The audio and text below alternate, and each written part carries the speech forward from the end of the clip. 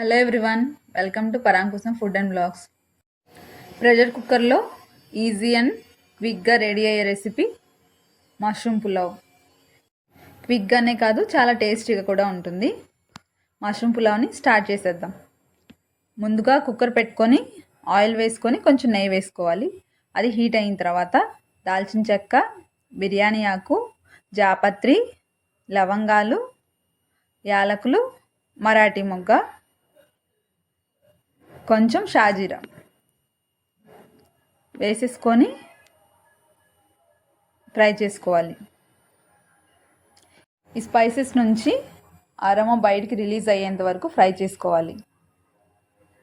ఆ తర్వాత ఉల్లిపాయలు, పచ్చిమిర్చి వేసుకోవాలి. ఈ పచ్చిమిర్చి మీరు తినే కారానికి తగినట్టుగా వేసుకోండి, ఎందుకంటే తర్వాత మష్రూమ్స్ వేసినప్పుడు కారం వేస్తాము. తర్వాత వేసే కారానికి తగినట్టుగా మీరు ఇప్పుడు పచ్చిమిర్చి వేసుకోండి. ఈ ఉల్లిపాయలు, పచ్చిమిర్చి ఫ్రై అయిన తర్వాత 1 స్పూన్ అల్లం వెల్లిపాయ పేస్ట్ వేసుకొని ఫ్రై చేసుకోవాలి.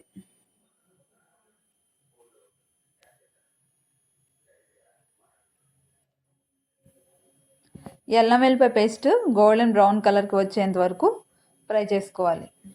అలా ఫ్రై అయిన తర్వాత మష్రూమ్స్ని వేసుకోవాలి. మష్రూమ్ వేసుకున్న తర్వాత వెంటనే 1 కప్పు టొమాటోస్ అందులో వేసుకోవాలి. వేసుకొని మష్రూమ్స్, టొమాటోస్, కింద ఉన్న ఆనియన్స్, అల్లం వెల్లిపాయ పేస్ట్ కలిసేలాగా ఈ మష్రూమ్ని, టొమాటోస్ని కలపాలి. అలా కలిపిన తర్వాత 2 మినిట్స్కే వాటర్ రిలీజ్ అవటం స్టార్ట్ అయ్యి 10 to 15 మినిట్స్లో ఈ మష్రూమ్, టొమాటో కుక్ అయిపోతుంది. ఆ తర్వాత 1 స్పూన్ ధనియాల పొడి, పసుపు, టేస్ట్కి సరిపడా కారం వేసుకోవాలి. ఇందాక వేసిన పచ్చిమిర్చికి తగినట్టుగా వేసుకోండి. ఆ తర్వాత గరం మసాలా వేసుకోవాలి. వేసిన తర్వాత అంతా బాగా కలుపుకోవాలి. కలుపుకున్న తర్వాత పులావ్కి సరిపడా ఉప్పు ఇప్పుడే వేసేసుకోవాలి. ఆ తర్వాత అంతా కలిపేసుకొని ఒక 2 మినిట్స్ ఉంచిన తర్వాత ఆయిల్ అలా బయటికి రిలీజ్ అవుతుంది. ఆ టైంలో కసూరి మేతి వేసుకోవాలి. ఆ తర్వాత కొంచెం కొత్తిమీర, కొంచెం పుదీనాకు వేసుకోవాలి. వేసుకొని అంతా బాగా కలుపుకోవాలి.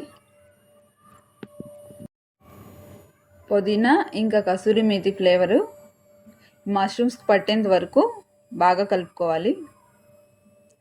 ఇలా ఫ్రై చేసుకున్న తర్వాత ఇందులో కొంచెం పెరుగు యాడ్ చేసుకోవాలి.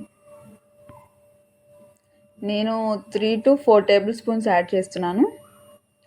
వేసుకొని ఈ పెరుగుని మొత్తం బాగా కలిసేలా కలుపుకోవాలి. ఈ పెరుగులో నుంచి వాటర్ రిలీజ్ అవుతుంది కదా, ఆ వాటర్ అంతా ఎగిరిపోయేంత వరకు మనం ఫ్రై చేసుకోవాలి. ఇప్పుడు మనం అరగంట ముందు కడిగి నానబెట్టుకున్న బాస్మతి రైస్ని అందులో యాడ్ చేసుకోవాలి. బియ్యం వేసిన తర్వాత ఆ బియ్యాన్ని విరగకుండా పైకి కిందకి మసాలా, మష్రూమ్స్ అన్నీ కలిసేంత వరకు కలుపుకోవాలి. బాగా కలిపేసుకున్న తర్వాత పరుచుకోవాలి రైస్ని. ఆ తర్వాత మనం తీసుకునే 1 గ్లాస్ బాస్మతి రైస్కి 1.5 గ్లాస్ వాటరు సరిపోతాయి. అప్పుడు రైస్ పొడి పొడిలాడుతూ ముద్దవకుండా వస్తుంది. 1 గ్లాస్కి 1.5 గ్లాస్ సరిపోతుంది. చూసారు కదా, అంతా రైస్, వాటర్ కలిపేసుకున్న తర్వాత సాల్ట్ ఏదన్నా ఇప్పుడు తగ్గినట్టుంటే టేస్ట్ చేసుకొని టేస్ట్కి సరిపడా సాల్ట్ ఇప్పుడు అడ్జస్ట్ చేసుకోవచ్చు. కొంచెం నెయ్యి వేసుకోవాలి. నెయ్యి క్లిప్ మిస్ అయింది. కొంచెం పుదీనాకు, కొంచెం కొత్తిమీర వేసేసుకొని మూత పెట్టుకొని హై ఫ్లేమ్లో 2 విజిల్స్ రానిస్తే సరిపోతుంది. ఆ తర్వాత స్టవ్ ఆఫ్ చేసేసుకొని 15 మినిట్స్ పక్కన పెట్టేయాలి. ఆ తర్వాత కుక్కర్ మూత తీసి చూస్తే ఎంతో టేస్టీ అయిన మన మష్రూమ్ పులావ్ రెడీ. రైస్ విరిగిపోకుండా కిందకి పైకి కలుపుతూ ఉండాలి. పొడి పొడిలాడుతూ వచ్చింది కదా రైస్. ఈ పులావ్ని లంచ్ బాక్స్ రెసిపీగా కూడా ప్రిపేర్ చేసుకోవచ్చు.